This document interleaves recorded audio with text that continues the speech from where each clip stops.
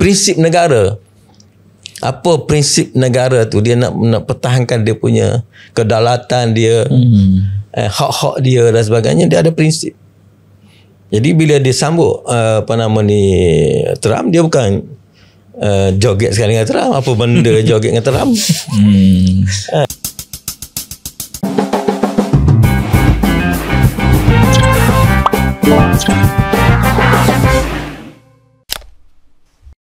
Okay, bismillahirrahmanirrahim. Assalamualaikum warahmatullahi wabarakatuh.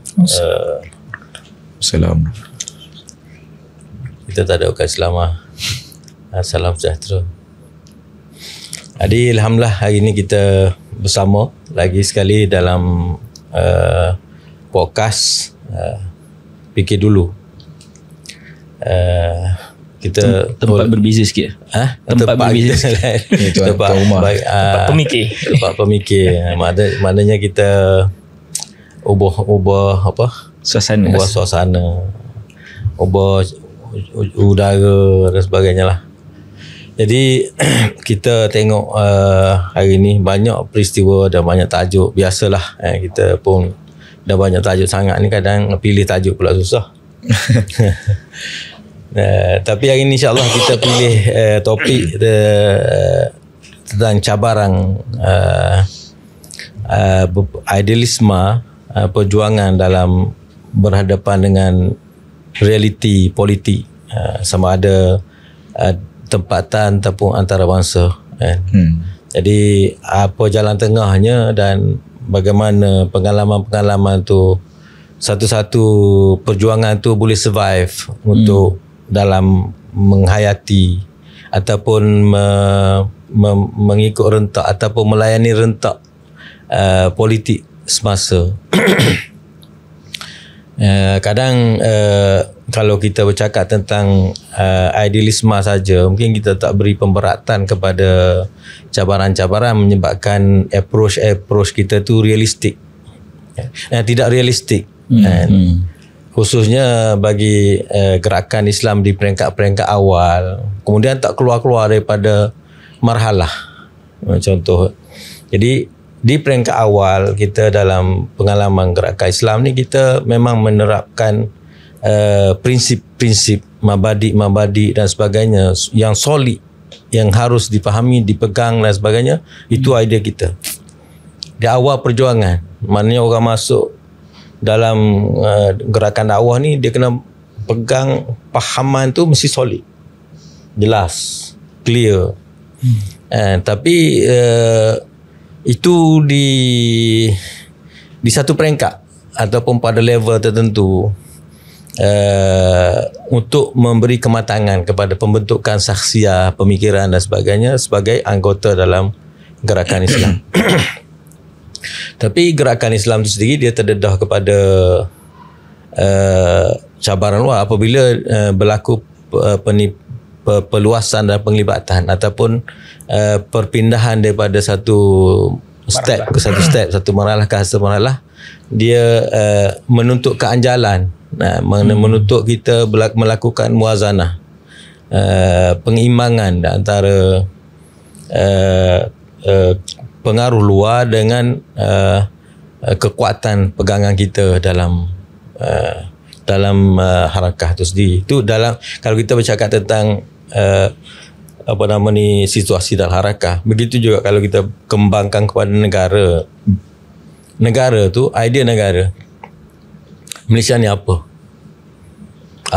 falsafah negara kita, apa akidah negara kita, apa warna bangsa dia.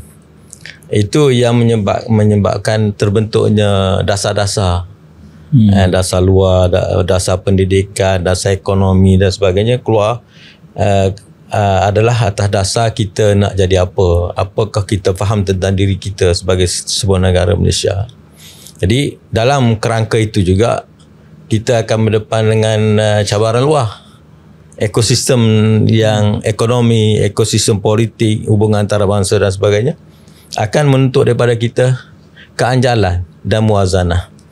Jadi kadang-kadang kemungkinan, maknanya tidak memahami perkara ini menyebabkan kita rigid, dan kita tak boleh melayani kehendak-kehendak itu. Jadi nampak reflect kepada image harakah pula jadi harakah yang rigid, harakah yang tertutup, harakah yang tidak moden, tidak tak faham situasi semasa dan tidak boleh melayani kehendak-kehendak ataupun tak nampak realistik lah sebab dia tak muncul dalam ekosistem yang dia ada sepatutnya.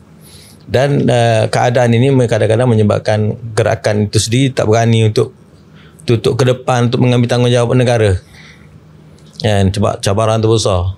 Dia kena iktiraf Israel, dia kena itu, kena ini, kena ini. Perjanjian dengan negara-negara perjanjian yang tidak adil dan sebagainya, dia terpaksa laksanakan. Jadi ini tajuk, saya ingat tajuk ni penting untuk kita tengok. Maksudnya cabaran idealisme yang kita sebutkan tadi tu, macam mana dalam konteks harakah dan juga dalam konteks negara. Kalau kita berada pada situasi negara, macam mana kita melayani situasi-situasi yang seperti itu. Jadi itu saya rasa inilah yang sedang dilema mungkin topik perbincangan yang berpanjangan antara yang kalau tak faham mana dia jadi clash.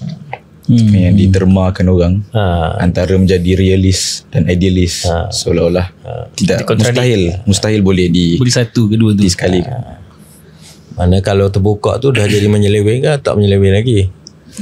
Tahap mana dia jadi dah menyeleweng ataupun dia boleh melayani dan kita boleh menerima tahap keterbukaan itu, boleh memahami daruriyat ataupun hajiat yang sia-sia yang perlu dilayan tu kita boleh terima lagi. Kadang ni boleh walaupun manhaj kita berbeza. Yang kadang saya dengar orang sering gambarkan gerakan Islam ni setelah dia hidup dalam bubble dia sendiri. Dia menggambarkan datang satu masalah yang tertentu sehingga dia menggambarkan perlu buat sedemikian adanya urgensi. Seolah semua benda tu adalah, kalau dalam Islam dia construct sendiri. Dia bayangkan sendiri, dia imaginasikan benda itu sendiri, bukan benda itu bukan real. Jadi dia menyebabkan dia seolah hidup secara terasing lah. Dan yang nak cuba hidup secara bersama dalam realiti tu pula hadapi masalah tu lah. Satu benda yang dia mungkin perkataan yang mungkin lebih tepat tadi tu sebenarnya sepatutnya berlaku perpindahan fasa dan diuruskan secara bijak. Pengembangan itu berlaku secara ilmiah ataupun secara terancang, secara bijak. Tapi kalau kita tak faham benda ni, jurang di antara idealisme dengan realistik realism idealism dengan realism ni dia ada jurang. Soalan dia tu perlukah ada jurang? Itu soalan orang lah. Dia tak boleh ke dia sebenarnya tak wujud pun dikotomi istilahnya antara kedua tu, binary tu kan. Adakah seorang yang idealis tidak realis? Ataupun adakah seorang realis ni memang tak ada dah ideal yang dipegang, dia main je dengan segala perkembangan? Sebab kalau tengok dalam realitinya memang macam itulah, either you are this or this lah kan. Kebiasaannya macam itulah. Tak jumpa lagi lah setakat ni dalam zaman moden ni lah. Mungkin dulu-dulu kata zaman Nabi kan, zaman Khulafa' Ar-Rasyidun tu satu Wallahualam paling misali lah. Mungkin tapi maknanya paling ideal juga. Cuma saya terfikir tadi tukar bahasa. Cuma saya minta maaf lah, suara tak apa-apa. Saya cuba juga lah buat tu sikit-sikit tu mungkin lepas 20 minit tak keluar dah. Macam tadi Ustaz kata, idealism awal, prinsip-prinsip asal yang dibawa tu dalam bentuknya yang solid tu pun sebenarnya kehendak ibarat raw material. Ibarat raw material lah. Dia bukan sekadar raw material lah. Dia juga datang daripada sebab masalah yang berlaku pada realiti. Macam orang tengok nation state kan, bila diwujudkan nation state ni banyak timbul masalah. Jadi disebabkan nak keluar daripada tu, dia mencari apa yang sebenar. Maka kita sebenarnya satu ummah. Contoh kan, awal-awal zaman tajdid, zaman kita orang nak memperbaharui semula fahaman ni. Dan bukan sahaja gerakan Islam, bahkan umat Islam pun dia cari, betul lah kan, benda tu dah mengganggu hidup dia. Jadi dia bukan bina benda tu dalam keadaan vacuum. Maknanya mabadi yang tadi disebut tu bukan datang sebab dia baca teks dan nusus semata-mata, tapi juga dengan interaksi dia dengan realiti, melihat benda ni bermasalah, maka dia pun datang satu kehendak yang apakah yang betul kan. Jadi seolah-olah bila macam tu kita pun tak boleh nak kata ni soalan orang lah. Adakah ideal ni dia bukan benda yang datang kosong daripada realiti, dia juga ialah ideal yang terbit daripada kefahaman terhadap realiti. Dia waktu perbahasan kat sini, kadang setengah orang dia tak mau pun guna perkataan ideal, sebab bila sebut perkataan ideal misali dia menjurus ke arah tidak realistik, utopia lah. Jadi sebenarnya idea yang kita sebut tu tidaklah 100% khayalan ataupun seperti yang kita faham sebagai maksud ideal. Maksudnya idea itu bukanlah idea yang tidak realistik. Maksudnya yang kita kata prinsip, pegangan asas, mabadi itu semua yang kita kata benda yang mungkin muttafaq alaih, yang disetujui bersama oleh semua penganut, ataupun kalau nak luaskan lagi semua yang fitrahnya yang lurus, ada hati nurani, yang betul, yang tidak tercemar, dia menerima mabadi dan prinsip-prinsip itu. Sebab tu walaupun kita tengok maknanya kita kata moden dan kehidupan moden nak mengharuskan LGBT dan bla bla bla, kahwin dengan binatang, apa benda lagi tu, tak belakang-belakang LGBT pun benda tu, LGBTQ++ tu semua tu kan. Tapi akhirnya suara fitrah akan menolak, betul tak? Akan menolak balik. Jadi maknanya itu bukanlah ideal dengan maksud ideal yang tidak realistik, tapi maksudnya prinsip-prinsip yang benar, yang sebenarnya lurus dan sederhana sebenarnya, and yang lurus, yang sederhana, tidak terlalu sukar untuk diserap oleh dia bukan maksud. Kadang kita kata ideal tu salah pula dipahami kan. Maksud bukanlah, tapi dia ada sebut terma lebih betul tentang perkara ni, tentang idea ni. Dia kembali soal kehendak-kehendak yang asas tu, yang kehendak yang asas, prinsip-prinsip yang asas tu, bukanlah tapi bila sebut ideal tu jadi reflect ataupun sengaja disebut untuk tikam balik idea yang benar tu. Jadi istilah tu mungkin kita kena hati-hati bila kita kata okey ni ideal tu. Okey, kita pinjam untuk kita nak sampaikan, tapi dialah tidak sepenuhnya membawa maksud ideal, kerana dia akan membawa maksud ideal ni makna tidak realistik dan tidak. Begitu juga orang yang realistik pula, dia pergi pada idealisme. Realistik tu adalah ideal.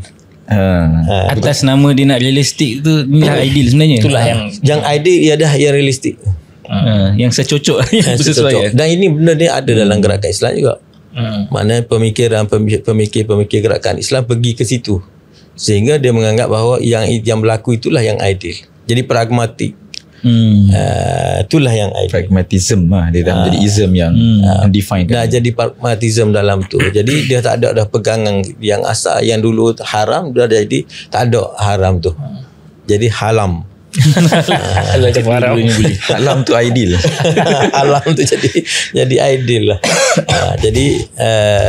Jadi maksudnya persoalan kita yang mana dalam konteks cabaran ni, kita kena ada satu fiqh yang mundabit.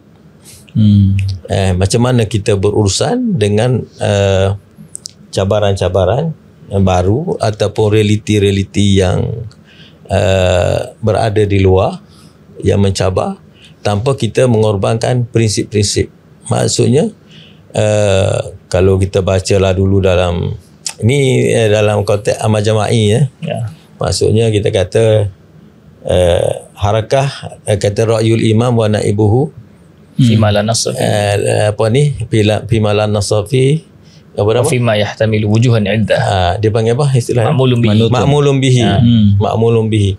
Maknanya pandangan imam tu ma'mulun bihi sampai tara mana?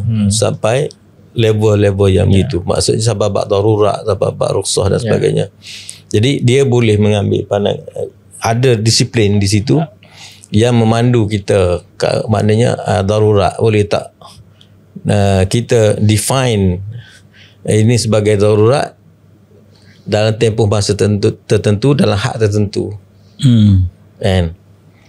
Maksudnya seolah-olah segala ni satu dapatan segala tindakan-tindakan yang dilihat pragmatism ke ataupun nak cuba realistik ke, dia perlu ada pandangan fiqh supaya memandu benda tu supaya tidak jadi asywa'i ataupun tidak jadi. Sebab tu pandangan anak, kalau kita katalah dalam konteks demokrasi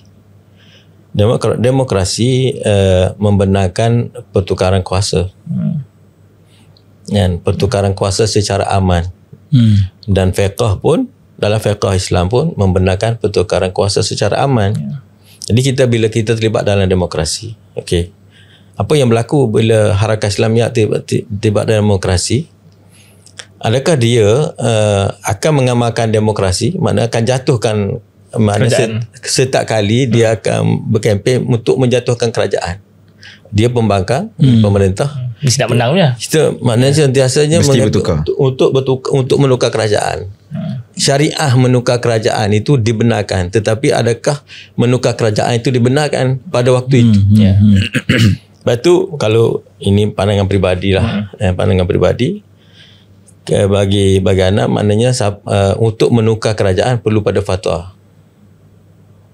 Walaupun kita terlibat demokrasi tidak memberikan kita keharusan sepenuhnya untuk kita tukar ataupun tidak tukar. Sebab tukar dan tidak tukar tertakluk kepada pandangan maqasid syarak. Kalaulah tukar itu membawa mudarat lebih besar, haram jadinya.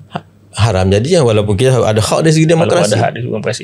Ada hak dari demokrasi, tapi pada pandangan fiqh sepatutnya tak boleh ditangguhkan ataupun bina kerjasama ataupun mengambil approach politik yang lain, kan, untuk memberi kekuatan kepada Islam dan umat Islam dan sebagainya, kan. Tapi kalau kita pergi kepada politik semata-mata, memperjuangkan ta'adudiyah, bla bla bla bla semua, jadi kita tukailah. Walaupun sekadar nak menyuburkan demokrasi. Menyuburkan demokrasi. Dan kan tukar itu sebenarnya dia banyak kesan dia kena dinilai dari sudut kesan ma'alat. Apa akibat daripada pertukaran? Sebab masalah ialah istiqrar. Masalah ialah istiqrar.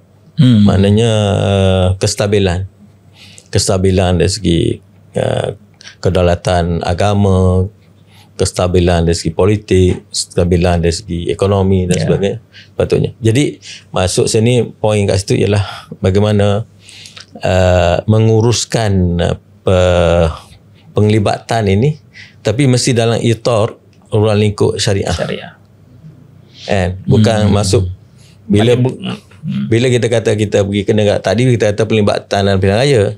Kalau kita pergi hubungan luar dan sebagainya, maka mana kita nak buat hubungan dalam itar, maksudnya kena ada garis panduan syariah. Macam mana benda tu? Boleh ke tak boleh? Boleh tak boleh? Walaupun dasarnya boleh. Ada boleh dibuat begitu, tapi ada pandangan syarak apa impak dan aplikasi kepada perkara itu. Jadi mungkin itu juga antara kesan apabila para ulama ni tidak diambil pandangannya di dalam bahagian-bahagian itu. Betul lah, cuma masalah dia kat sini ialah supaya adil lah. Anda tengok ulama sendiri pun tidak kafaah, tidak ada kemampuan ataupun keilmuan dia jadi ulama kitab kuning, kan. Lepas tu nak dirujuk soal hubungan antarabangsa, khususnya dalam memahami realiti. Nak faham realiti. Sebab realiti tu agak complicated, kompleks sebagainya. Tak mampu kerah kata mampu kerah gitu. Tu contoh.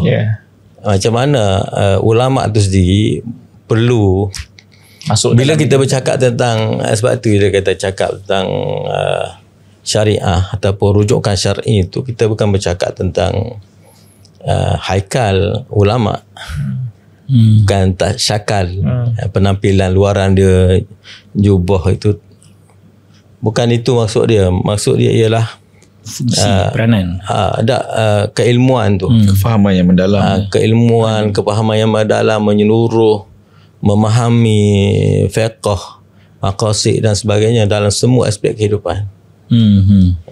Jadi kalau tak faham benda tu, macam mana nak dirujuk? Bila rujuk pada kepahaman yang salah, dia akan memberi image buruk juga. Makna Islam ni macam tu ke? Islam ni macam tu ke? Kan? Jadi sebut tak kena. Dalam keadaan kita sekarang keadaan sebut tak kena. Bila kita tidak cukup alat untuk menilai dasar tu. Jadi kita nak kena berkembang, nak kena satu tempoh. Makna di peringkat awal kita kata tadi, kita kena pegang kukuh kepada dasar, maksudnya prinsip-prinsip pemahaman dan sebagainya tu mesti. Sebab tanpa prinsip ni dia jadi tak ada istisna. Maksudnya semua jadi boleh semua jadi boleh. Tidak ada yang dia tidak ada. Kalau kita kata bila prinsip tu ada, kita kata rukhsah. Kita ambil pendirian tu rukhsah sebab prinsip ada prinsip yang haram.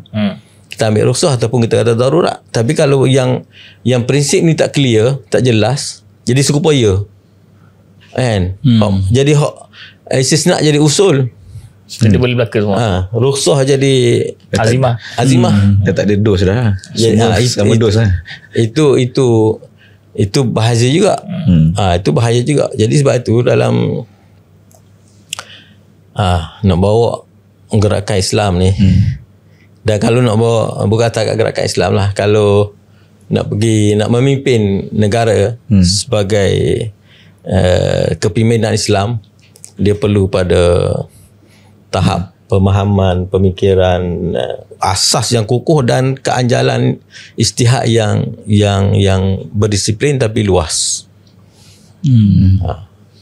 Bila Ustaz sebut macam tu, dia adakah realistik? Wujudnya. Jadi wujudnya seorang pemimpin yang disyurakan, begitu faham bersama padanya ulama-ulama yang rasikh. Kalau kita kata pada istilah fiqhnya, level ijtihad ataupun level mujtahid dia sangat tinggi lah untuk capability dia tu kan, dalam kedua-dua dunia tu lah. Ataupun sebenarnya mungkin benda ni pada zaman sekarang boleh diisi dalam bentuk institusi. Dengan berbeza kita membayangkan seorang individu. Betul lah kan, yang ada mana kita tak ada khilaf dari sudut individu, institusi tu memang sebaiknya institusi lah. Tetapi konten dia ada berlaku benda tu. Tahap kepemikiran dia tu, maturity pemikiran tu. Sebab tu kita bercakap sebelum ni pun, kita bercakap tentang pembangunan pemikiran. Pembangunan pemikiran ni sangat penting. Kalau tak berlaku pembangunan pemikiran, tidak ada maturity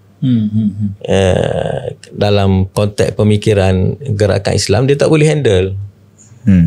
Tak boleh nak berdepan dengan situasi luar yang mencabar. Sebab saya tengok sebenarnya masalah ni tak hanya berlaku dalam gerakan Islam lah, dalam semua keilmuan tu sendiri kan. Maksudnya bila contohlah yang umum masyarakat biasa sebutkan, orang dalam dunia akademik dengan orang dalam industri. Seolah-olah pun dianggap orang yang dalam dunia akademik ni berteori je lah, boleh bercakap sepatutnya macam ni, sepatutnya macam ni.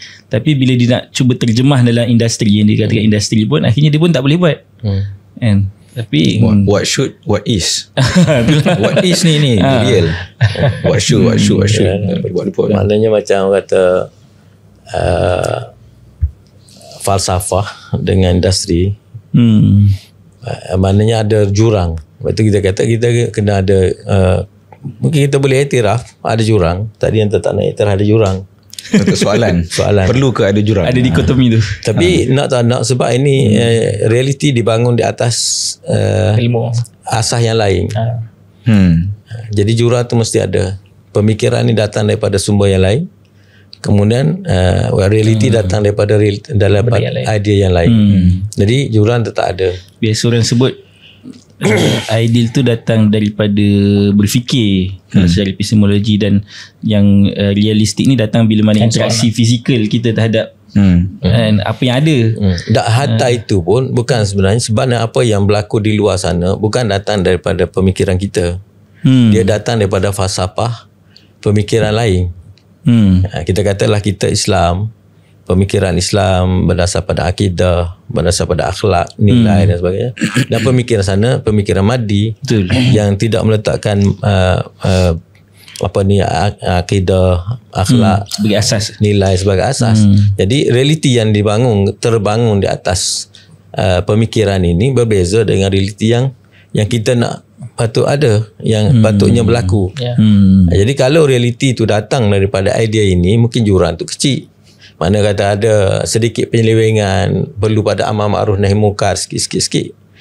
Dan tu bolehlah kita kata hizbah dan sebagainya. Itu dalam Islam ada hizbah. Tapi untuk membaiki sedikit sebanyak kepincangan.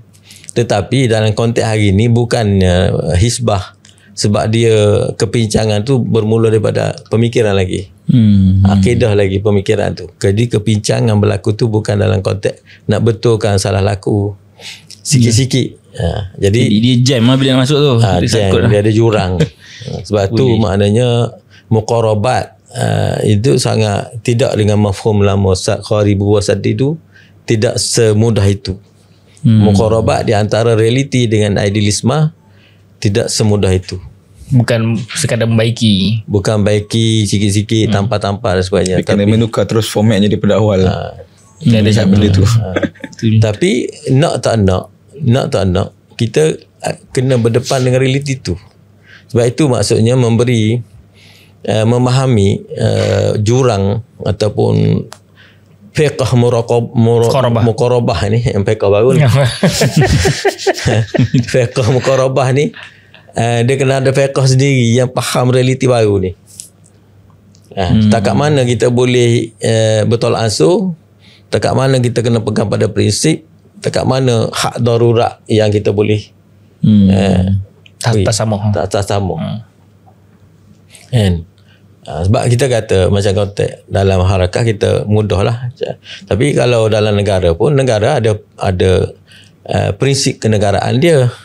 Kan, negara kita ni apa identiti dia, apa kepentingan dia, apa pegangan dia. Macam saya cakap semalam dalam tu, kita katalah negara kita ada prinsip. Kita ada prinsip based on agama kita. Kita ada prinsip, kita pun boleh terima pegangan antarabangsa yang konvensi-konvensi antarabangsa. Tetapi yang kita tengok dalam amalan kita ni, dia bukan tidak langsung melihat menampilkan prinsip itu. Maksudnya muqarabahnya tu terlalu cair, maksudnya prinsip-prinsip negara yang mereka sendiri letak pun tak disandarkan dalam berinteraksi. Kita tengok sebaliknya. Kalau kita tengok Trump bila pergi ke Tokyo, dia tidak disambut dengan Perdana Merah. Dan tidak dihidangkan dengan beras tempatan. Dia dihidangkan dengan beras daripada Amerika. Sebab dia letak semua tu dalam neraca geopolitik, hubungan dua hala di antara Amerika dengan Jepun. Segala tindakan tu ada hisap. Tindakan yang dibuat tu based on perkiraan. Kenapa dihidang benda tu? Kenapa tidak ada ni? Tak ada merah. Jadi itu semua tu sesuai dengan prinsip negara. Apa prinsip negara tu? Dia nak pertahankan dia punya kedaulatan dia, hak-hak dia dan sebagainya. Dia ada prinsip. Jadi bila dia sambut Trump, dia bukan joget sekali dengan Trump. Apa benda joget dengan Trump? Kan? Pun kena joget Melayu pun lagi bagus. Ni joget ikut Trump juga. Ngek benda. Kan? Kalau main zamping gitu, okey lah, nampak Melayu sikit. Identiti tu ada lah. Kalau buat tu first time Perdana Menteri berzapin. Dah lah nak ceritanya, apa prinsip yang kita nak sampaikan dalam konteks hubungan dua hala ni. Apa yang kita nak risalah yang kita nak faham kepada Trump. Kan? Adakah kita ni akan jadi pengikut sampai lubang biawak? Itu kan mesej kita. Dipahami gitu. Kalau orang baca, orang faham politik, maknanya kan, oh ni kita maksudnya bagi risalah kat dia, engkau masuk lubang biawak pun aku masuk. Itulah maksud dia. Sebab tak ada langsung, tak tapis langsung. Yelah, maksudnya kalau kita ukur dengan kayu ukur nation state pun sendiri, fail lah. Kalau kita ukur dengan kayu ukur nation state dengan cara macam tu, fail lah.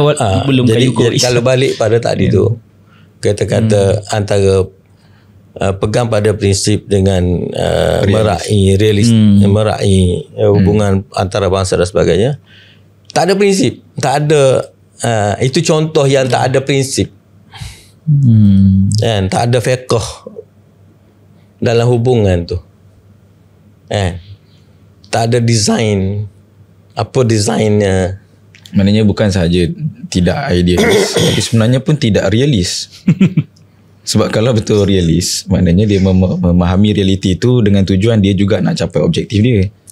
Ada risalah. Ada message. Ada dia punya hala tuju dia lah. Tapi bila benda tu all together tak ada, so maknanya itu pun bukanlah sesuatu yang benar pun. Kalau dalam mazhab realis pun, maknanya mazhab realis, you are playing, kamu bermain untuk your own interest. Sebenarnya your own interest pun tak jelas kat situ. Mungkin interest tu dijadikan sesuatu yang sangat kecil lah, ataupun survival, sesuatu yang politik ke, mungkin mileage dan sebagainya kan. Maknanya bukanlah lagi apa yang sepatutnya merupakan national ataupun dasar yang kedaulatan apa dan sebagainya lah kan, kat situ. Cuma mungkin pandangan salah. Kita dah masuk topik ni, adakah apa yang dilakukan oleh Presiden Syria yang sekarang ini, Ahmad Shara ini, satu case study yang menarik untuk kita faham tentang antara prinsip perjuangan yang sungguh berbeza dengan pergerakan percaturan dalam gelanggang yang sedang dilakukan sekarang. Pandangan Ustaz? Dia sebenarnya ini bendanya orang kata soalan tu berpaksi pada ada fiqh ke tak ada fiqh. Mana kita nak nilai ni pergerakan ni ada fiqh tak ada fiqh, tindakan ni ada fiqh tak ada fiqh. Kan? Jadi kalau kita tengok contoh model yang baru ni, dia bukan model Ikhwan. Dia model Erdogan. Dia ada satu model tu, model Erdogan kita kata. Jadi model Erdogan ni dia bukan dia sendiri datang daripada dia sendiri pada asal, dia datang daripada Arbakan. Maknanya setelah mengalami pengalaman tajribah parti As-Saadah dan parti-parti sebelumnya yang bawa kepada orang kata apa, ketali gantung dan sebagainya, potong habis lah.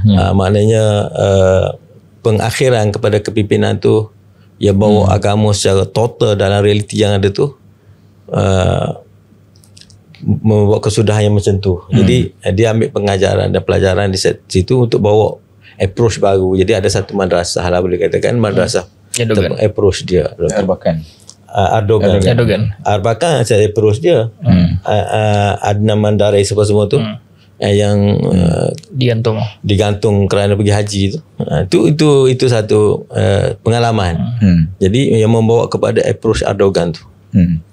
Kemudian kita juga di Malaysia ada juga orang kita kononnya nak ambil approach Erdogan. Tapi tanpa memahami background Erdogan tu, suasananya apa, konteksnya apa, dan Malaysia konteksnya apa, Turki konteksnya apa. Jadi dakwa je lah. Jadi kata kita approach Erdogan tak macam dia.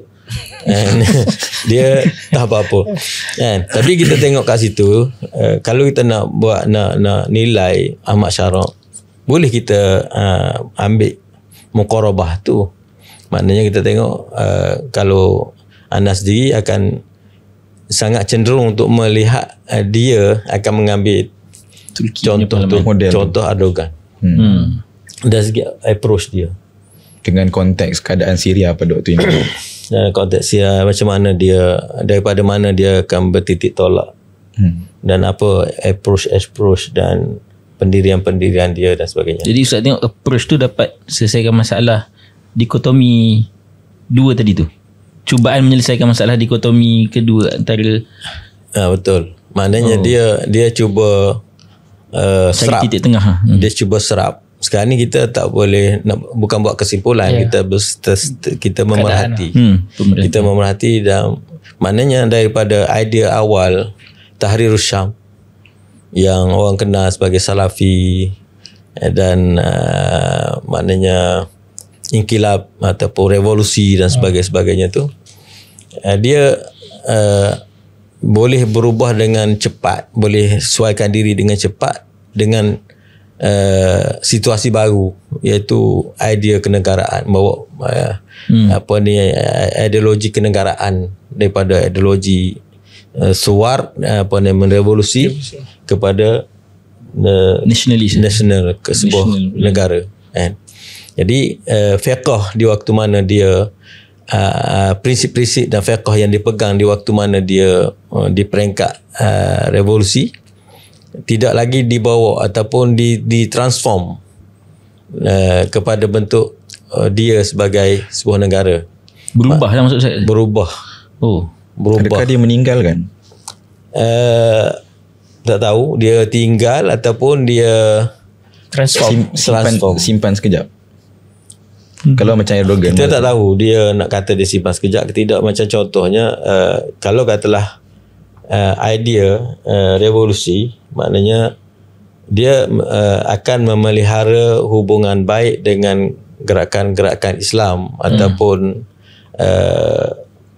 siapa yang bersama nak menembak bahasa awal tu mana itu menjadi titik tolak lah betulnya, keutamaan dan titik paksi tolak negara asal.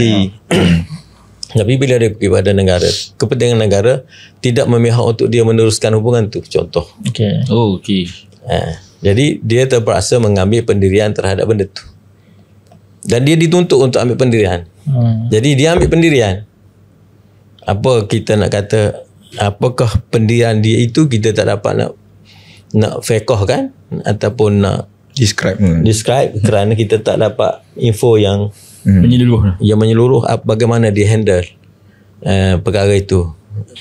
Tapi berlaku transform daripada situasi itu kepada kenegaraan. Jadi kalau sebelum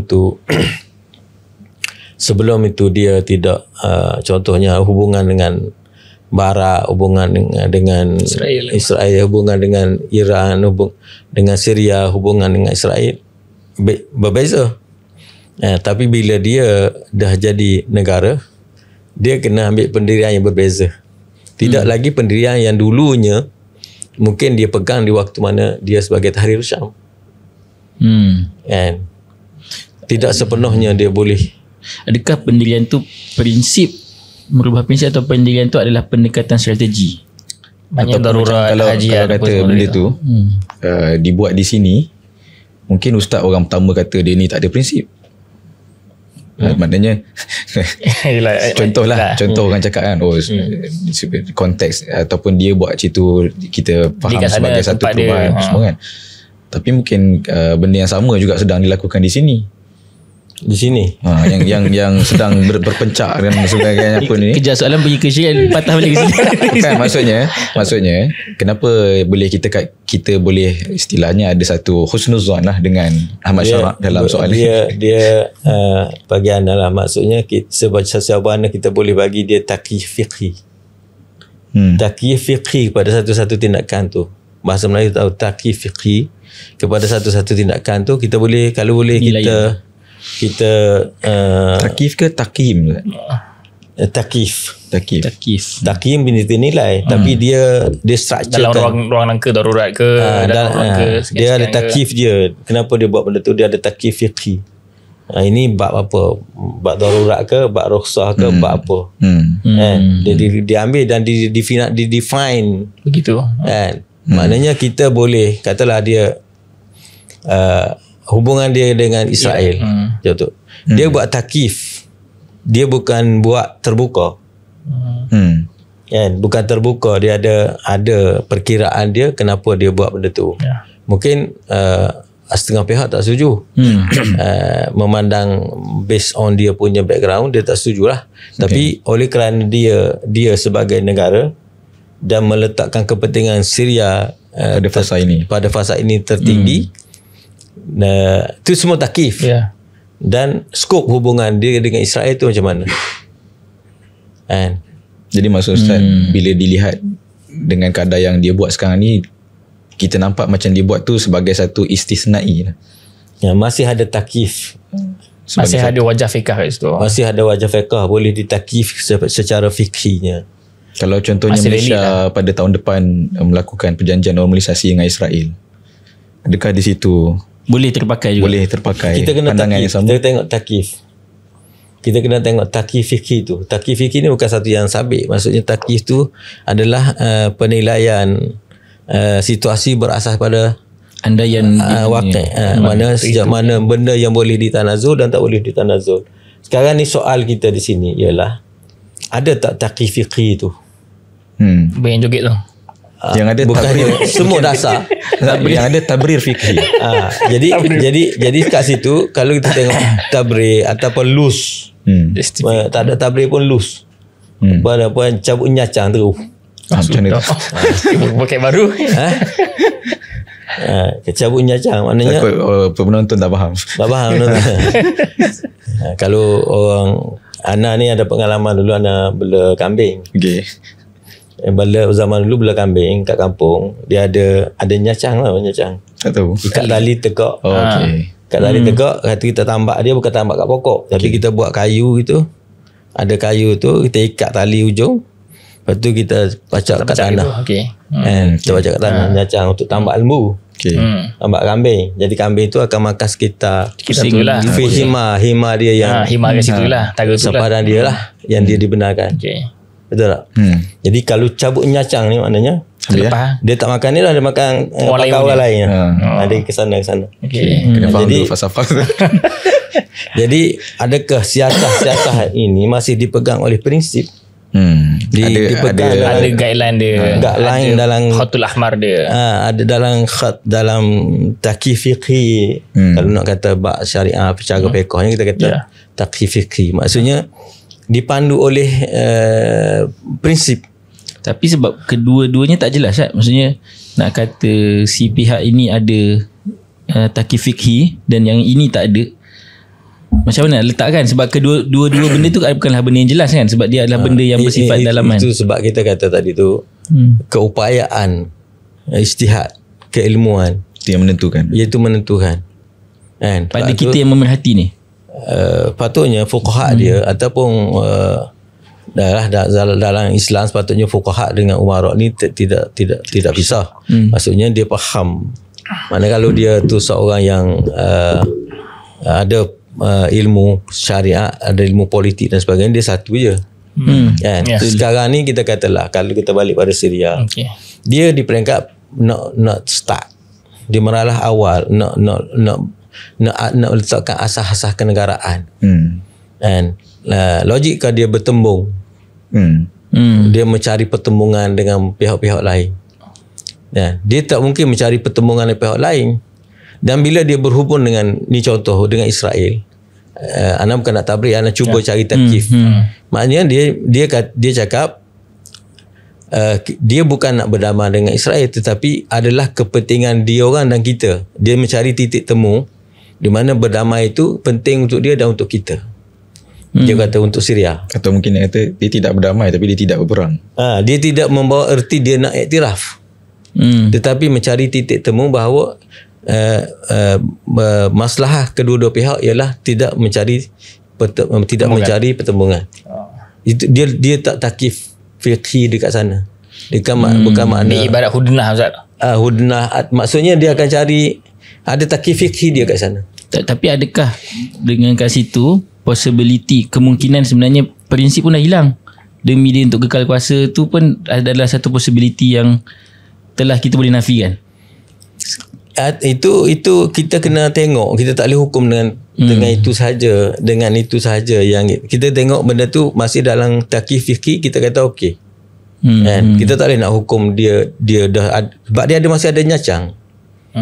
Tapi kalau dia tak ada all out menerima Israel macam negara lain, kalau dia buat sebenarnya lagi untung pun.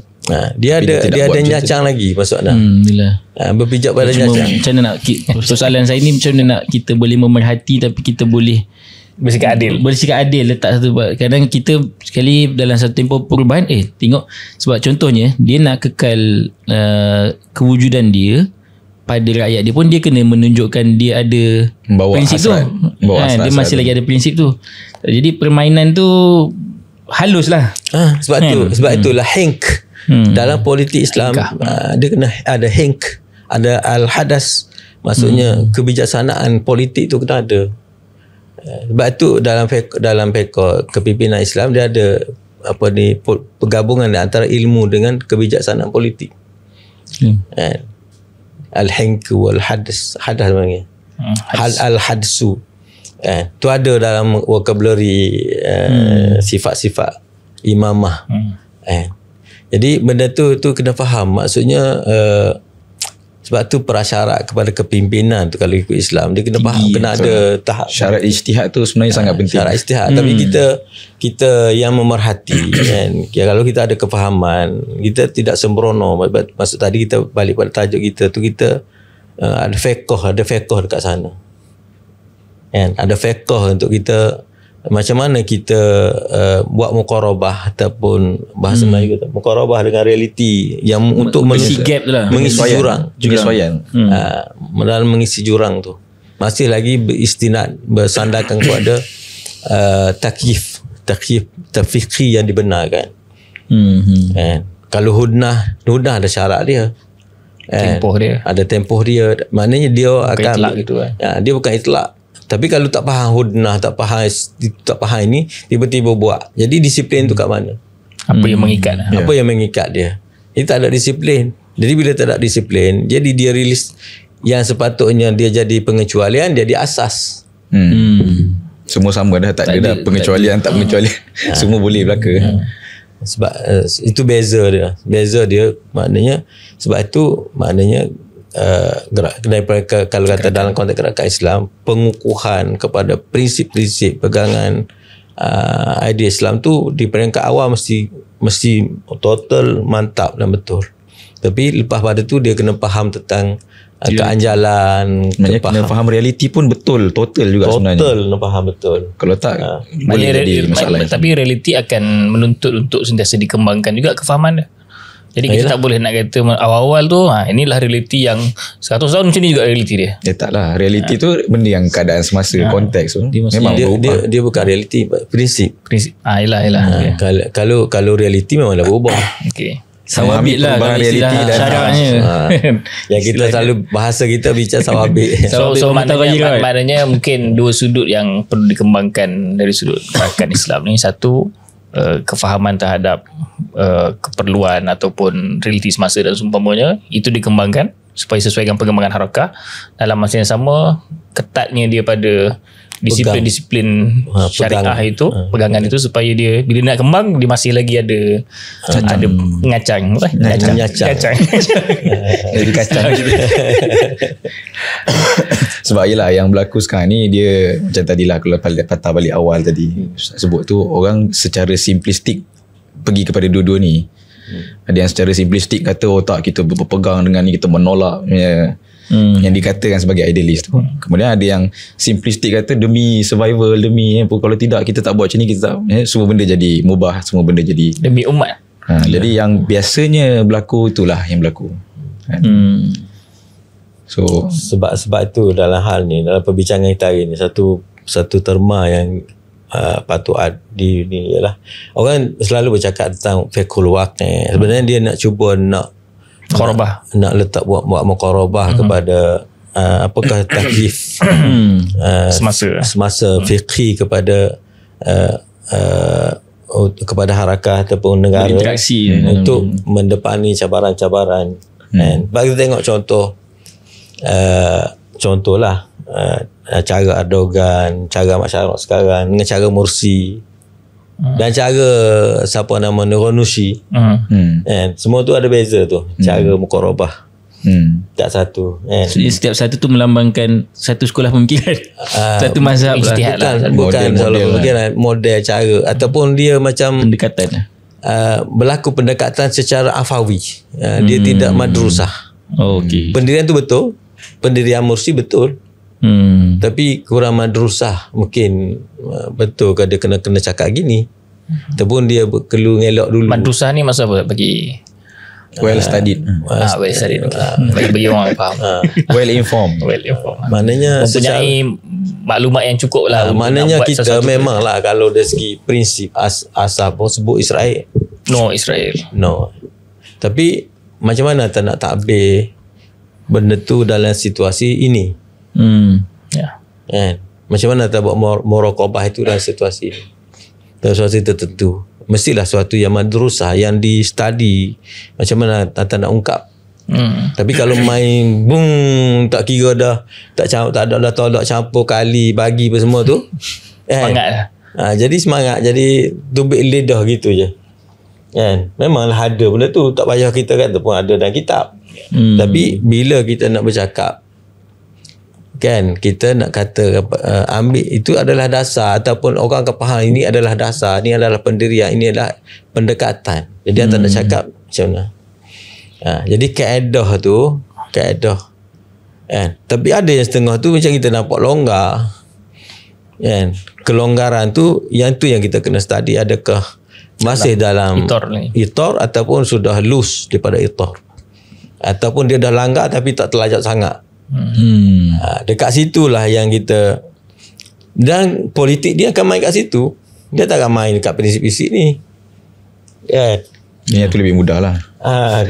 Kat prinsip ni patutnya tak adalah nak debat sangat, tapi dekat grey area tu, kat situlah yang jadi situlah menguji kebijaksanaan. Menguji kebijaksanaan, yang menguji fiqh-fiqh, kelicikan fiqh yang diperlukan. Fiqh licik.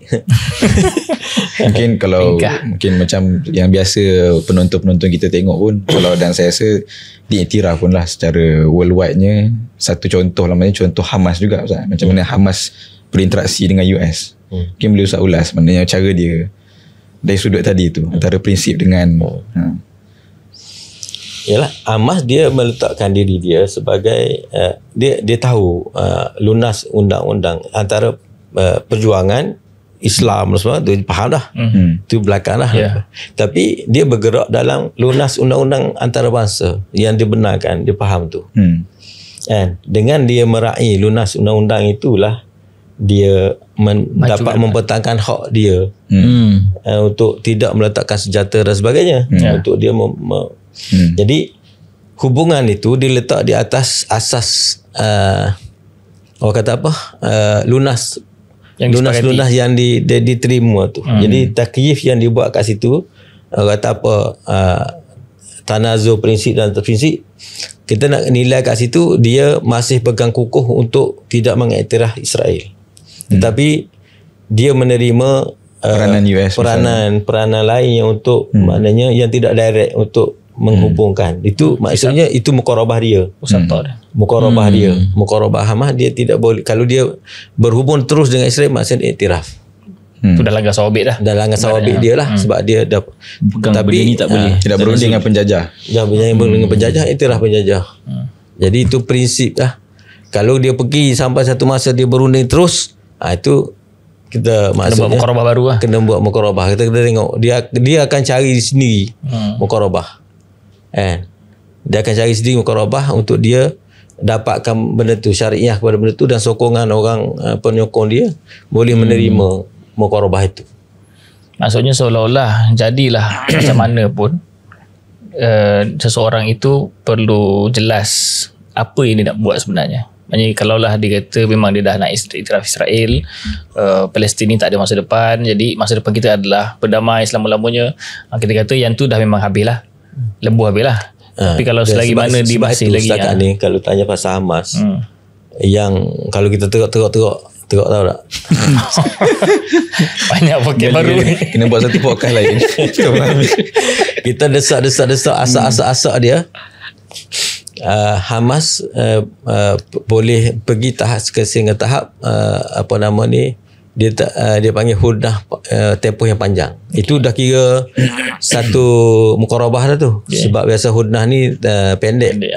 Tapi dia ada maknanya dia buat ada perbincangan untuk maknanya bukannya berdamai. Nah, maknanya dia masih tidak boleh menerima perkataan damai ataupun iktiraf. Tapi dia setakat yang dia boleh pergi ialah hudnah dalam masa tidak berperang. Tempoh yang lama. Mana dia boleh memanjangkan tempoh hudnah. Tapi iktiraf tidak. Coexist takkan lah. Tak.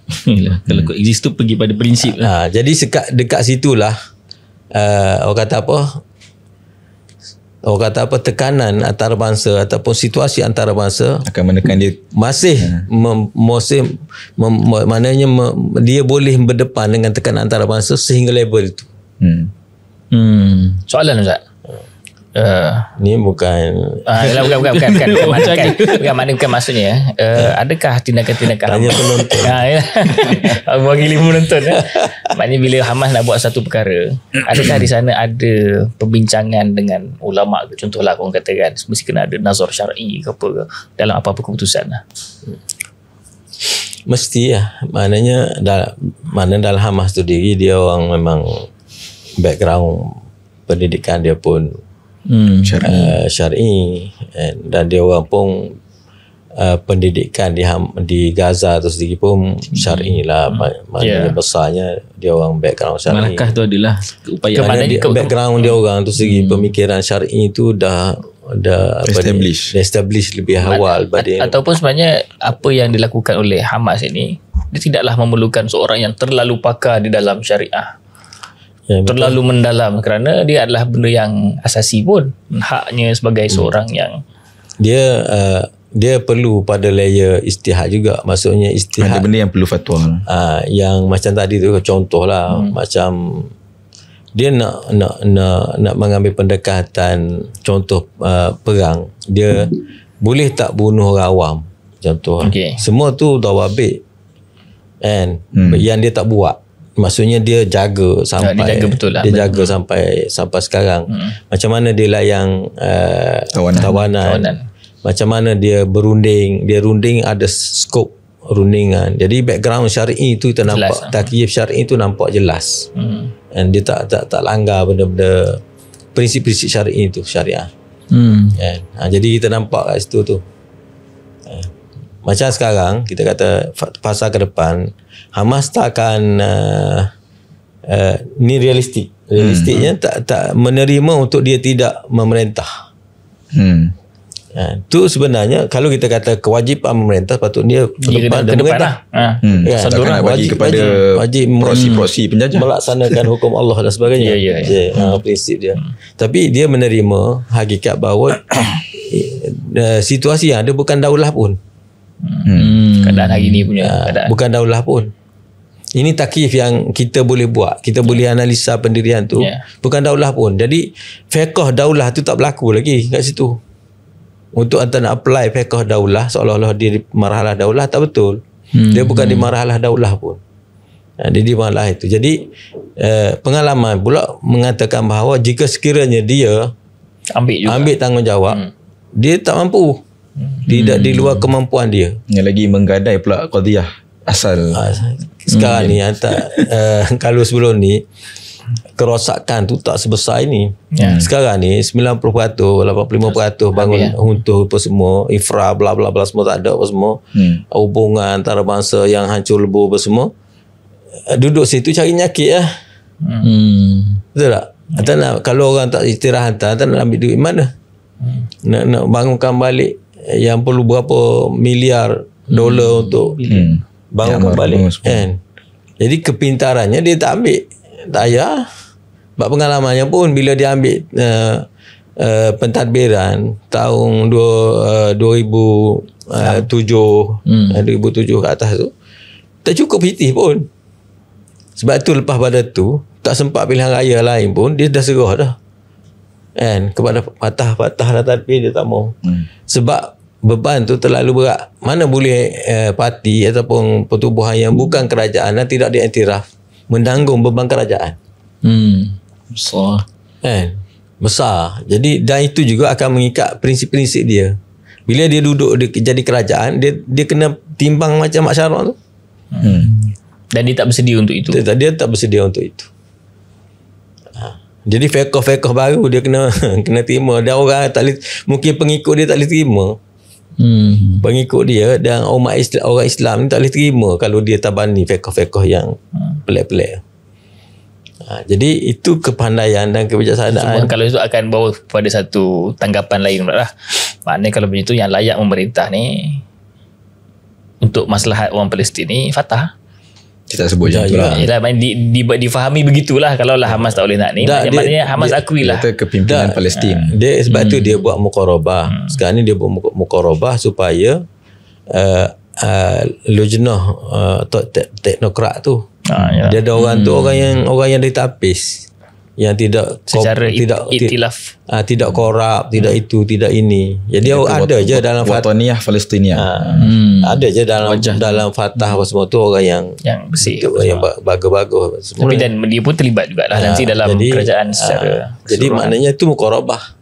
Kan, muqarabah. Sebab tu dia orang minta satu supaya muafakat nasional dilepaskan Marwan baru Rusi tu. Marwan baru Rusi tu walaupun dia pada Fatah tapi dia pejuang yang mendukung perjuangan pembebasan tu. Jadi dia boleh terima dan mereka pun boleh, kalau mereka pun boleh terima, maknanya satu muqarabah yang tidak 100% tapi muqarabah yang bagus. Jadi itulah kita kata politik macam mana, maknanya ada takyif fiqhi, ada itar maslahi yang mundabit, yang menghukum benda tu. Walaupun kita kata ada tekanan, ada ekosistem, tapi dia tidak hanyut. Dia tak lepas nyacang. Dia tak cabut tali hidung. Kan? Maknanya dia masih terikat dengan prinsip, masih terikat, tapi ada takyif untuk meraih situasi-situasi yang perlu ditempuh. Mana yang boleh kita jaga, tak ada darurat pun. Darurat ke apa benda dia menjadi istilah realis ke apa pun sebenarnya ditunggang aja untuk membenarkan. Sebenarnya kita pun tak boleh dihukum oleh realis dan idealis. Istilah tu betul. Jadi kita terima sebagai terma untuk jadi bahas perbincangan, tapi idea kita bukan itu. Idea kita bukan itu. Maknanya sebab itu kita masuk dalam sistem dengan fiqh kita sendiri. Dengan fiqh kita sendiri. Jadi kalau kita tak ada fiqh, kita lebur masuk lebur lah. Lebur. Jadi demokrasi sungguh lah. Demokrat lah. Dia tidak dipandu. Kita kata tadi, kata masuk demokrasi sekarang ni, gerakan Islam masuk demokrasi, okey, untuk tukar semua buruk. Dah lah jadi apa? Tidak dipandu oleh kalau tidak kita kata okey, engkau ni okey dah merintah, tapi kurang situ kan, tak apalah kan, oleh kerana ini kita dapat jaga masalah umat dan sebagainya, aku kata kita sokong, kita akan sokong, walaupun kami pembangkang, kami akan sokong kan, untuk buat dasar itu, buat dasar ni. Patutnya matured politik, matured jadi macam tu, politik matang. Itu masuk zona politik matang. Kadang kalimah politik matang tu tujuan dia nak baik, nak kursi je. Nak pakak kursi ni, kita jangan berbuk Jadi kena buat politik matang sungguh, jangan branding aje. Kadang skop politik matang tu untuk bagi kursi. Ni kursi aku, jangan tak, kita tak payah berbuk bagi aku. Matang pada kadarnya. Itu matang dia. Matang tu. Tapi adakah bawa implikasi kepada corak pembinaan negara dan masa depan negara dan sebagainya? Tak jadi gitu. Sebab dia skop yang dibuat tu. Sebab itu poin kat sini besarnya ialah manzumah fikri tu. Sistem pemikiran tu. Sistem fikir tu lengkap, komprehensif. Baru dia boleh kalau tak ada, maknanya pemikiran tu tradisional ataupun cedok pada Islam tradisional istilah ataupun fikrah yang tidak komplit, umum kok tidak komplit, dia tak akan sampai kepada memahami keadaan ataupun dapat istifadah daripada keadaan. Sebenarnya benda ni kitab maftuh kan, kalau maknanya kitab yang terbuka, kita boleh belajar. Cuma sabar tak sabar ataupun sanggup tak sanggup. Dan belajar ke tak belajar pun. Ada orang tak belajar, tak faham pun nak belajar macam mana. Yeah. Jadi itu lebih kurang lah. Mana kita boleh. Cuma mungkin tambahan kepada penonton, banyak istilah-istilah yang tadi, istilah-istilah Arab digunakan tu, Ustaz pun pernah tulis sebelum-sebelum ni, zaman blog dulu. Dan masa tu istilah-istilah tu ada terjemahan-terjemahan dia lah. Jadi saya rasa siapa-siapa yang mungkin nak faham, sebab tadi Ustaz menggunakan terus tanpa explain istilah yang ada kadang mungkin istilah agak orang tak biasa dengar, khususnya yang mungkin baru-baru dan sebagainya. So mungkin boleh rujuk juga penulisan-penulisan tentang ijtihad maslahi zaman-zaman dulu lah, tentang siasah. Sebab banyak mungkin lapis-lapis pendengar yang juga baru yang mungkin belum pernah dengar terma-terma. Betul. Itulah kot sikit tambahan.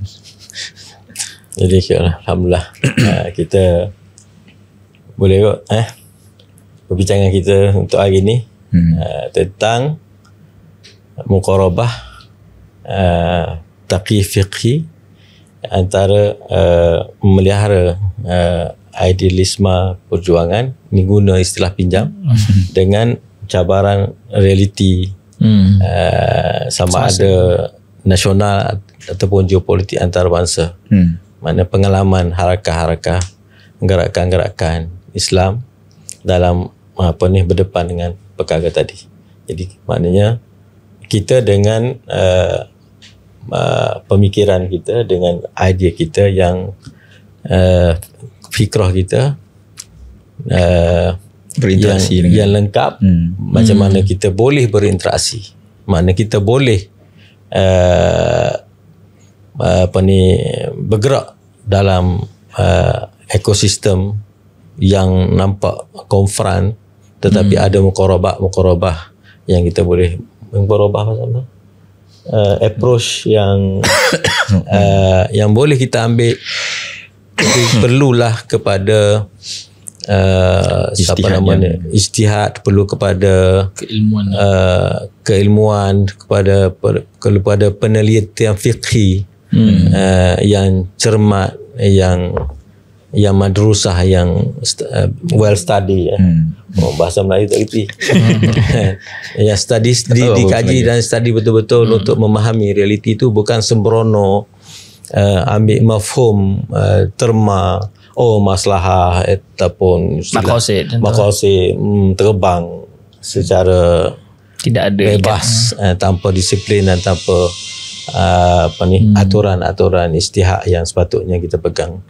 Okey, wabillahi taufiq wal hidayah. Wassalamualaikum warahmatullahi wabarakatuh. Waalaikumsalam.